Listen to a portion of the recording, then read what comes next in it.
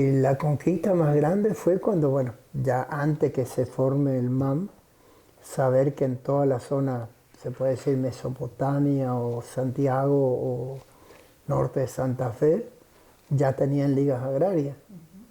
Entonces uno decía, mira, nosotros también tenemos, por eso se forma el MAM. Cuando se formó el MAM, lo único que vimos como complicado era no dejarnos llegar a Posada.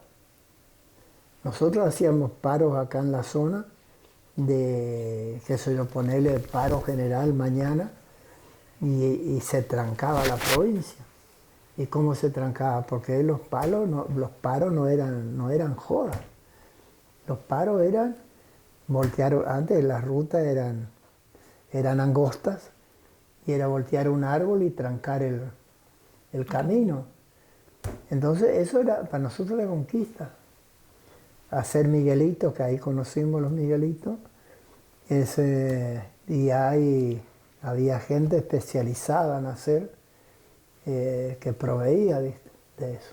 El paro consistía en no entregar... No entregar productos, pero íbamos a las chacras de la gente que tenía té, por ejemplo, y mira, yo tengo para entregar justo ese día y esperar un día más. No, porque me dieron antes, como ahora también, bueno, le dan cupo, le dan día.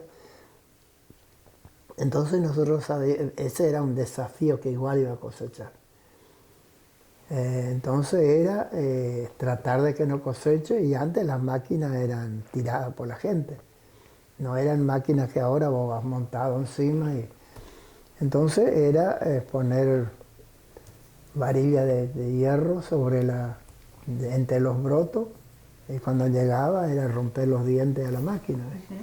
Entonces eso hacía de que cuando el MAM decía paro, era paro. ¿Y los compañeros y compañeras del MAM, las familias que hacían el paro, tenían la solidaridad, la adhesión de otros sectores, por ejemplo, comercios, escuelas? Sí. Acá, por ejemplo, en Oberá, cuando el MAM decía que hay paro, era paro de comercio. Ya el comercio avisaba por la radio, mañana la CRIPCO, es la Cámara de Comercio, adhiere al paro del movimiento agrario. Es decir, que el comercio no se movía. Y la gente tampoco venía a comprar porque tenía miedo a un pinchazo o que le pase algo. Y uno, viste, claro, hay que tener esa edad, porque de hecho hoy no lo haría. Pero ir a cortar, a controlar, bueno, a veces se nos escapaba y llevaban té sobre camiones, y la idea, sabíamos que del secadero, del depósito de Polichugo, iba a llevar a Urrutia, en el cerro del arroyo Sabambaya. Éramos siempre 5 o 6, con bolsitas con piedras y bolsitas de gasoil. Vos tirás una bolsita de gasoil que reviente arriba la carga y inutiliza la carga. Bueno, alguna vez sufrimos, pero nunca nos apuntaron, balazo, todo eso, es otra historia. Es otra historia, pero digo, vos mencionabas ahí a Urrutia. Sí.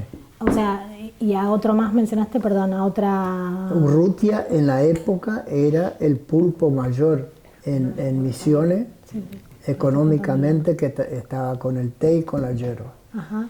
Nosotros, cuando empezó el MAM, nosotros pedíamos porque como se traía en los 60, o sea, 66, no se cosechó la yerba, pero se traía mucha yerba, se siguió trayendo yerba de Paraguay y de Brasil. Nadie sabía cuánta yerba había en Misiones, los kilos. Nosotros pedimos como reclamo en la primera, era que haya un censo de yerba, porque el paro, a ellos les molestaba quien hace paro. Por ejemplo, el MAM hacía paro, todos éramos enemigos de ellos. El colono que se adhería al paro no le recibía ni el té ni la yerba, por ejemplo. Pero se ensañaron más con las ligas porque los paros eran más violentos. Como que no es que nosotros nos sacudimos y no hicimos nada, Simplemente eran ellos, y tenían un mandato a nivel país de liquidarlos a ellos, ¿viste? Y necesitaban, yo siempre digo, si a mí me hubieran matado, no era lo mismo. Le mataron a Pedro porque era el líder más grande que tenía misiones en la época. Entonces, esa muerte le da miedo a la gente hasta ahora. Porque la gente decía y piensa, pero ahora no te dice. Y bueno, algo habrán hecho, como en todos lados. Por algo lo llevaron.